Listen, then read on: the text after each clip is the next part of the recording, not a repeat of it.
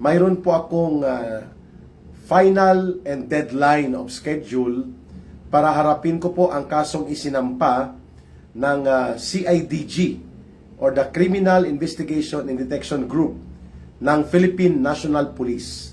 Ito po ay may kaugnayan sa panibagong kaso ko na inciting to sedition.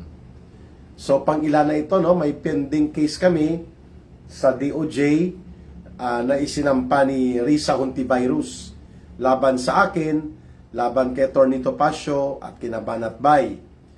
Cyber libel daw dahil nagkomentaryo kami at nag-share daw kami ng mga videos ni alias Rene na nagbubulgar ng katarantaduhan ni Risa Hontivirus sa tinatawag po na witness tampering. So, isinama niya ako sa kaso. And then, ang kay General Torre, sedition at inciting to sedition, may na-dismiss na po. Pero may pending pa yata na isa or dalawa pa, mga kababayan. And then, itong sa mga komunista na kinasuhan ako, at si Ma'am Lorraine Badoy, si Atom Araulio, ang nanay niyang si Carol Araulio, at pati po si Teddy Casino. Pending po ito, moral damages. 2 million pesos each laban sa akin at kay Ma'am Lorraine, wounded feelings. Dahil daw, ibinubulgar ko sila at ni Ma'am Lorraine noon sa aming programa na Laban Kasama ang Bayan sa SMNI. Na sila ay mga aktibong opisyal at mga operatiba ng Communist Party of the Philippines, New People's Army at NDF. So, tatlo yun. Atom Araulio, Teddy Casino, Carol Araulio. Ito po ay civil cases. Walang kulong, pero pagbabayarin ka ng korte pag natalo ka. Tatlo. Then, kay Diwata Torre, sa PNP, may dalawa pang pending yata sa DOJ. Yung during the siege of the Kingdom of Jesus Christ. At bukas, sa PNP CIDG again. Wow. Ganyan po ang inaharap na pagpapahirap, panunupil, at mga mabigat na paratang na ginagamit po ng gobyerno ni Marcos sa mga kritiko at naninindigan laban sa kanyang mga kabulukan sa gobyerno. Kagaya po nitong ating sama-samang tinututulan, itong tinatawag natin na the crime of the century, which is known as the 1.4 trillion pesos plunder o pagkawala at pagdukot, pandarambong sa kaban ng bayan. So ito pong mga pagkikriticize na ginagawa ni Ka Eric, ang mga pagpupuna na ito, ang pagsama ko sa mga rally, ang pagsasagawa ko po ng live stream, at pagsasagawa ko ng mga video analysis, ito po ay binabantayan ng gobyerno ni Marcos. And nire-record nila ito, and then gumagawa sila ng case build-up against me, against kay General Pukis, kay Captain Dado, at iba pang mga political opposition figures. Yan po ang laro nitong gobyerno ni Marcos. Ang purpose niyan, alam naman natin. Takutin ako, kami, patahimikin, at wala na pong magiging kritiko o tagapagpuna sa kabulukan at abuso sa poder, pundo at kapangyarihan na ginagawa ng gobyerno ni Marcos. Pero hindi po tayo matitinag dyan, mga kababayan. John Ray Eliver and Vilma Wallace, God bless you. Hello Ka Eric, laban lang po, demonyo at adik ang mga kalaban. I agree, mga kababayan. Hans Jia, 8132. Hello, present here. Thank you po, Hans Jia. At kina Amik 45, kina Ma'am Emmy, si Regina Alberto, 9526. Ano po ba ang elemento ng sedisyon at inciting to sedition? Okay. Ito po ay mga batas na umiiral noon sa panahon pa ng pananakop ng kolonyalistang Amerikano. So during the American colonial times sa Pilipinas, nagpasa po sila ng batas na tinatawag na anti-brigandage law o yung mga lumalaban sa gobyerno tinatawag nilang tulisan, kagaya ng kanilang ginawa laban kay Macario Sakay. Isa po itong revolutionary leader na very popular at napakatapang na nagmula sa Southern Tagalog. Brigandage or anti-brigandage. No? Similar po yan ngayon sa ginagamit na rebellion. At ito naman po ang sedition ay ang aktwal na panawagan na mag-armas ang mga mamamayan upang pabagsakin ang gobyerno at isulong ang mga kaguluhan. Aktwal na pagsusulong ng kaguluhan. Nomar, hindi ko ma-pronounce, basta Nomar na lang. At ito po ay pinagmumulan ng kontrobersya sapagkat itong batas na ito ay umiiral noong colonial times pa ng mga Amerikano. Bakit ginagamit pa itong sedisyon? Dati mayroon pa po itong subversion. Ang subversion ay na-repeal na po ito at hindi na umiiral. Ito yung Republic Act 1700. At nang umupo po si Pangulong Fidel Ramos in 1992, ang subversion ay na-repeal o napawalang bisa ng Kongreso. At ang subversion po, mere membership sa organisasyon na kinokonsidera ng gobyerno na kalaban ng mamamayan, kagaya po ng CPP, NPA, NDF, by mere membership alone, you can be convicted. At pwede kang mahatulan hanggang sa habang buhay na pagkakabilanggo. Wala na po ito. Ipinawalang bisa yan ng Kongreso sa pangunguna noon ng kampanya ni President Fidel Ramos, hoping na magsusurrender o bababa po ang mga CPP, NPA, NDF, which it did not happen. Niloko nila ang gobyerno. At ngayon, nagpapatuloy pa sila upang magsabotahi at magwasak ng gobyerno natin. Ang sedition, binanggit ko na kanina, aktwal na panawagan at participation sa mga armadong pagkilos upang mag-udyok ng kaguluhan laban sa gobyerno. Ang inciting to sedition, ikaw ang nag-uudyok. Ikaw, kunwari, ang nag-a-agitate ng mga tao na maging marahas, maging confrontational sa gobyerno at magkakaroon ng mga paglabag sa batas. Yun po ang inciting to sedition. Nang uudyok ka at nananawagan na mag-armas o kaya maging magulo ang mga tao at hindi lamang basta-basta protesta ang iyong ipinapanawagan. So ang haharapin ko pong kaso bukas, inciting to sedition. I was not privy, I was not able to double check kung ako ba ay 2 counts o 1 count lang ang isinampang reklamo sa Quezon City Prosecutor's Office. Ayan. So, please help, pray for me na ang aking volunteer lawyer na si Attorney Mark Tolentino ay tutulungan niya rin po ako bukas upang makaharap ako doon sa prosecutor's panel sa Quezon City Prosecutor's Office.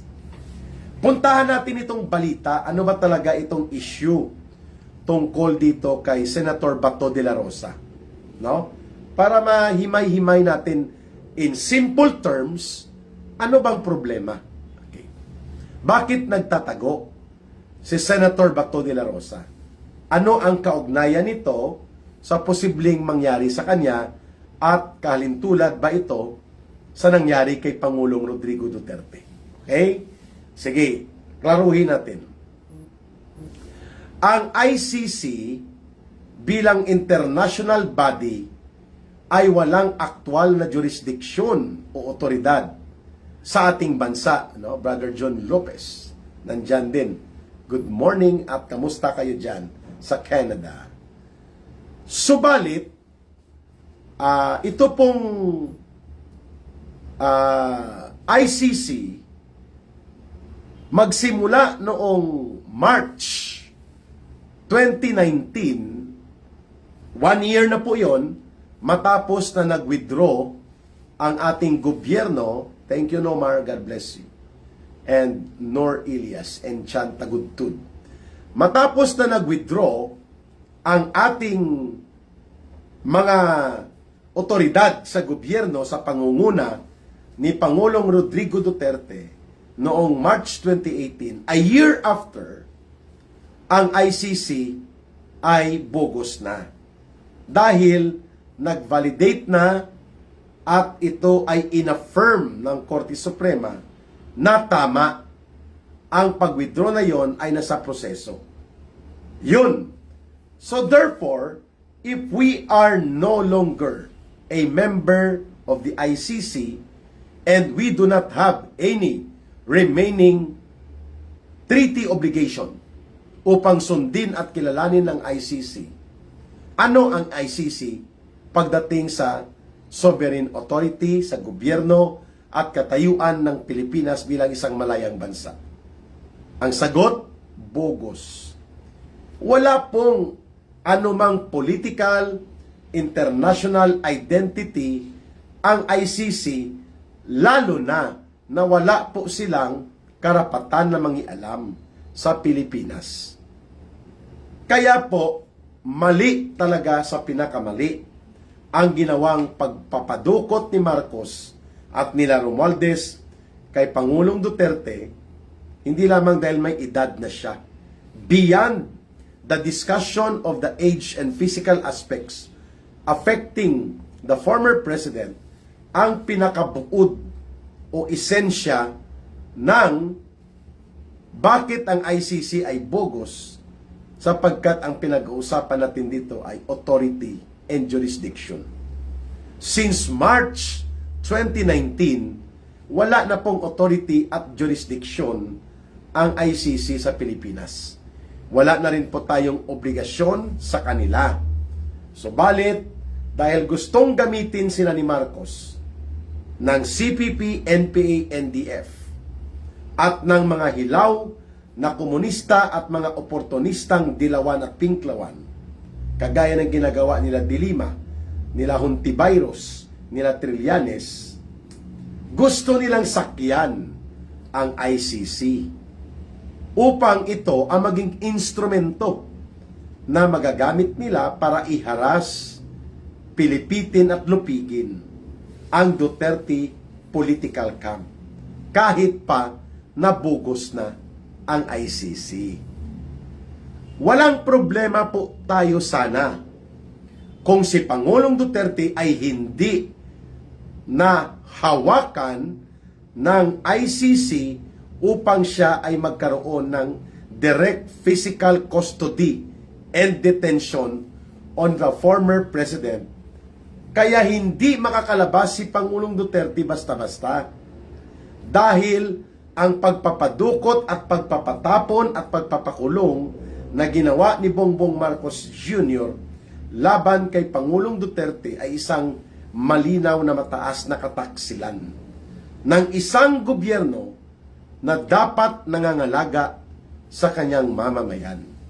Yan ang dahilan kung bakit kahit anong gawin nating signature campaign, kahit pa na mag-decide ang Korte Suprema in favor of the children of former President Duterte na illegal ang pagpapakuha sa kanya at pagpapatapon at pagpapakulong sa Netherlands sa ICC detention facility, kahit magpositive po ang desisyon ng Korte Suprema, hindi po basta-basta makakalabas si Pangulong Duterte kung hindi po dumaan sa desisyon, proseso ng ICC.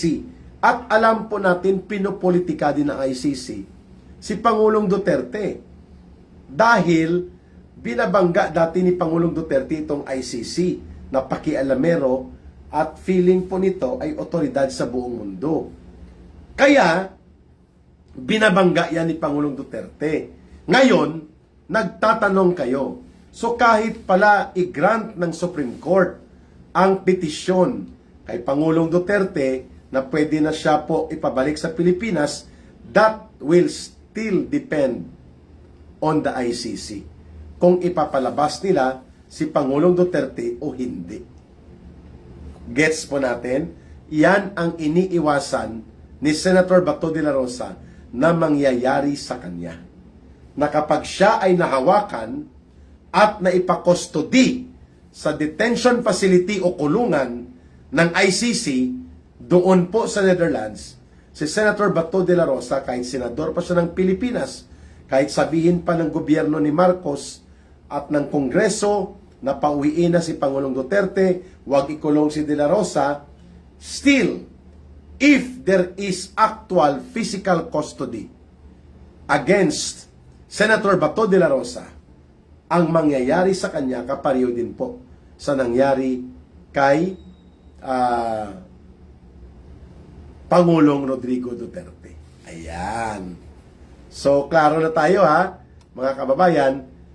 It does not follow na kung maging positibo at paborable ang desisyon ng Korte Suprema ay kaagad-agad nilang kikilalanin ang panawagan na inilabas ng gobyerno ng Pilipinas o ng ating Korte Suprema. Hindi po automatic na mandated na susundin yan ng ICC.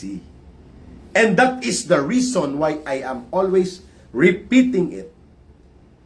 Bagamat ito ay water under the bridge, pwede pong nanatili sana noon si Pangulong Duterte sa Hong Kong o sa Macau hanggat hindi paborable ang kalagayang pampolitika sa ating bansa at ganun po kabingatibo at mapangwasak ang gobyerno ni Marcos Jr.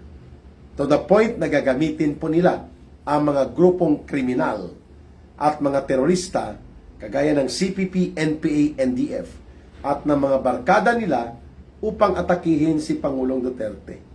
Yan ang grupong minimaintain ni Marcos. Kaya para sa akin, bagamat walang immediate legal effect ang favorable decision sakali mang mangyari ito ng Korte Suprema patungkol po sa illegal na pagpapadukot, illegal na pagpapakulong kay Pangulong Duterte, still, the process of release of former President Duterte will depend more on the court procedures of the ICC rather than agitating ng mga tao na pumirma lang simple, giving them false hope na mapapalabas o mapapalaya si Pangulong Duterte. Hindi po ganun ang magiging epekto. Kaya, we have to understand na ang pagpalag ni Senator Bato de la Rosa na siya po ay hindi masakote at hindi mo na siya mag-surrender kagaya po ng ginawa ni former President Duterte na in spite of his old age, ikinulong pa rin po siya at binira pa rin po siya ng ICC at napabilis ito dahil po sa ginawa ng Marcos Romualdez government na sila nag-facilitate mismo ng mga kailangan pong mga documentation at suporta na magpapatotoo na si Pangulong Duterte ay idinala na sa ICC. Lahat ng iyan po, mga kababayan, orchestrated nila Marcos at nila Romualdez. Ayan. Kaya hindi po natin masisisi si Senator Bato de la Rosa na siya ngayon ay umiiwas, nagtatago na wag siyang abutan ng kataksilan ng gobyerno ni Marcos na talaga namang bingatibo na hahabulin si Senator Bato de la Rosa at babawasan po ang tinatawag na mga allies sa politika ng ngayon ay binibira na ni Marcos isa-isa ang mga kaalyado ni Pangulong Duterte. At may binanggit nga si Senator, dating senador na kulukoy na si Antonio Trillanes na ang susunod po na pwedeng magkaroon ng pag-issue ng warrant of arrest laban sa kanilang partisipasyon hinggil sa war against drugs ni Pangulong Duterte ay most likely mai-include daw si Senator Bongo at isa pang senior aide na ngayon ay malinaw po na iniisa-isa na ni Marcos. Ayun. So ano po ang mangyayari kay Senator Bato de la Rosa? Kung siya ay mahuhuli at ipahuhuli siya ng gobyerno ni Marcos, malaki po ang possibility na si Senator Bato de la Rosa will be joining the situation right now being faced by former President Rodrigo Duterte. Okay.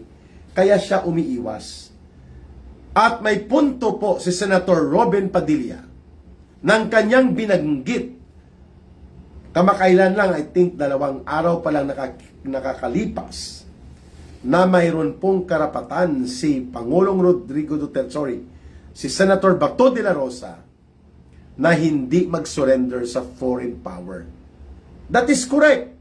Because since March 2019, the ICC lost any semblance of authority or any aspect ng pagiging gobyerno. Wala po sila dito ng ano pa mang kapasidad na mangialam pa ang ICC sa atin. Bogus na nga eh. So, balit sa pamamagitan ng maruming laro sa politika ni Marcos at nila Romualdez, pwede pong mahuhuli o maipatatapon din at may pakulong si Senator Bato de la Rosa.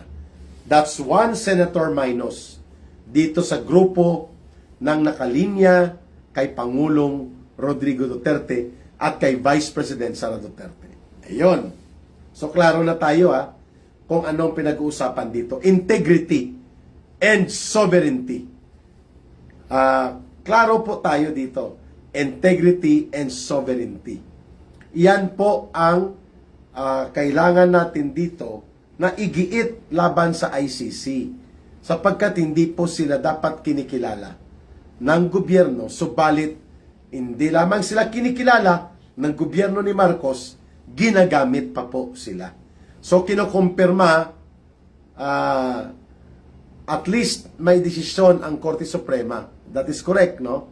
Mga kababayan, kung ano man po ang maging desisyon ng Korte Suprema will remain as academic and theoretical. Pero in terms of immediate impact to the release of former President Duterte, hindi po ganun kadali. Yan. Okay? So, sana maintindihan po natin na kung bakit ginagawa ni Senator Bato de la Rosa na hindi po siya susuko sa ICC sapagkat ang ICC po ay isang bogus entity. Ayan, klaro na tayo. Pangalawang balita po na gusto nating pag-usapan, ito pong pagkansila na ng pasaporte ni Ginoong Saldico 2 weeks after na kinansila na rin yata ang passport o Philippine passport na hawak po ni Attorney Harry Roque. Ang epekto po nito, magkakaroon ka ng mahirap na pagkakataon at proseso sa travel. Hindi ka makakatravel sapagkat when you go up the plane and book or travel, you have to have a valid identification. At ang isa sa nire-require kadalasan, passport. Hindi po makakatravel ngayon si Harry Roque at si Saldico upang makapagtago pa sila sa iba pang lugar sa Europa sapagkat kansilado na ang kanilang passport. But it took how many months? 4 months bago ma-realize ni Marcos na ito dapat palang ginawa niya. Noon pa man nang pinatakas na nila si Saldico. Hindi nila ginawa ito. Ngunit nang hindi po siya bumababa sa kapangyarihan, ang iba pa pong mga grupo at sektor ay kumikilos na. At isa po ito sa ating tinatalakay ngayon. Ayan. Jen, maraming mag-react niyan sa kanilang diskarte sa armed forces. So, basa muna tayo Ma'am Emmy, Merry Christmas. Jennifer Abueva from Bulacan. At, ayun, Ma'am Cesar, okay na. So, sa bahaging ito mga kababayan, bibigyan natin ng pagkakataon na ma-emphasize na ang hinahabol talaga ng ICI, ang hinahabol lang talaga ni Marcos ay maisalba ang ulo nilang dalawa o tatlo. Si Marcos Jr., si Sandro Marcos, tsaka si Martin Tambaluslos. Sila po, ang kanilang layunin ay hindi sila aabutan ng mga kaso kaya dinodouble time nila. Kawawa po ang taong bayan sapagkat pinapasakay lamang nila Marcos at nila Romualdez ang mga mamamayan upang palabasin na kunwari may konkretong hakbang na ang gobyerno patungkol sa pagkakasangkot ni Ginoong Saldico. Basta wag pag-usapan ng masyado ang mga implikasyon nito na patago. 1 week na yata na konfirmado nakakansilahin ang pasaporte ni Saldico, ngunit kahapon lang or 2 days ago, inanunsyo ni Marcos na ikakansila na o nakansila na ang passport ni Saldico. Kaya we expect na lalo pa pong magpapahayag at maglalantad si Ginoong Saldico ng kanyang mga nalalaman hinggil sa sindikato ng pag-operate nila Marcos at Romualdez all over the country. Akala mo nag-tour guide, no? Hindi. No? Bahagi po ito ng pagkilos mismo sa buong proseso na hinahabol na ang mga tao ni Pangulong Duterte at kung kaya gagamitin nila ito ang pagkansila sa pasaporte ni Atty. Harry Roque at ni Saldico at ngayon nga may wanted list na inilabas laban kay Saldico. Maglalabas ng 10 million reward, mga kababayan, ang gobyerno ni Marcos daw. Ito yung nakuha natin 10 million para kay Saldico. At ang iba pang mga wanted na mga kontraktor at iba pang mga gustong habulin ni Marcos ay ganun din po iniipit na rin sila. Ayan. Mga kababayan, very interesting times ito ang ating inaharap ngayon. Sana po samahan niyo si Ka Eric sa panalangin bukas when I am going to face another trial sa atin pong pagkakatatag sa ating advokasya. At napipirwisyo din po si Ka Eric, that is true, sapagkat sino ba naman ang matutuwa na ikaw ay kinakasuhan, ikaw ay tinatakot, ikaw ay hinaharas. At ito po ang pattern na gusto nating maipakita. That's how Marcos Jr. is trying to manipulate everything. At included po dito ang napakabilis na pagpapakansila sa pasaporte po nila Saldico. Dahil alam natin ang layunin ni Marcos dito, palabasin na siya ang nagkukumpas ng kampanya kontra korupsyon at hindi totoo ang binabanggit ni Saldico na si Ginoong Marcos ay sangkot bilang mastermind. No? Kaya sa dumidiskarte. In fact, si Sandro Marcos kahapon ba? Yeah, I think kahapon or the other day ay ganun din po ang kanyang diskarte na wag ipalabas ang kanyang executive session kasama po ang ICI sapagkat baka daw ma-prejudge, no? Mga kababayan, ang kasong ito. Pero alam natin po na talagang hirap na hirap ngayon si Bongbong Marcos Jr. kung paano niya i-survive. Lahat na lang gimmick sa military at police ginagawa na ni Marcos Jr. Ganyan na po ka-insecure, ganyan na po walang direksyon na si Marcos. Mantakin mo, hindi kanya maibalik ang 60 billion pesos na kinuha nila ni Ralph Preto sa PhilHealth, madadagdagan na naman ng ganitong mga problema. Mga benepisyo ng mamamayan, mga benepisyo ng iba't ibang sektor, na nagiging sanhi ng pangungulimbat sa kaban ng bayan. Ito po ang ating dapat bantayan sapagkat ang iba't ibang mga grupo ay pwedeng gamitin po sila ni Marcos Jr. Upang wasakin ang mga lehitimo at makatarungang pagtitipon-tipon ng mga tao. At nang sa ganun, hindi po makakapag-interconnect ang tao kaagad sa gobyerno kung hahagupitin sila ni Marcos sa nagaganap ngayon na mga iskandalong ito na gusto niyang pagtakpan. Ayan. And last point po ni Ka-Eric, no?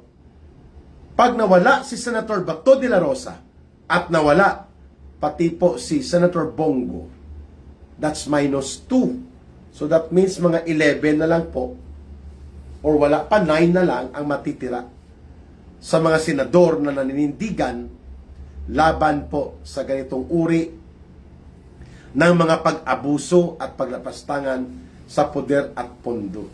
Nang nakita natin kung paano'y na ginawa nito ng gobyerno ni Marcos at sila pa ang nag-aaktong feeling victim, mga kababayan.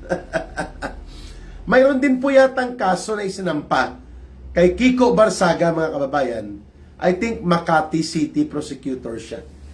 At binabanggit na kanina, nakita ko sa Facebook, ay yung sinasabi niya na, please pray for me. Ayun. At yun din pong line ni Bong Revilla. So God help us. Matapos po sila maakusahan na nasasangkot sila sa malawakang pandarambong at issue ng pangungurakot.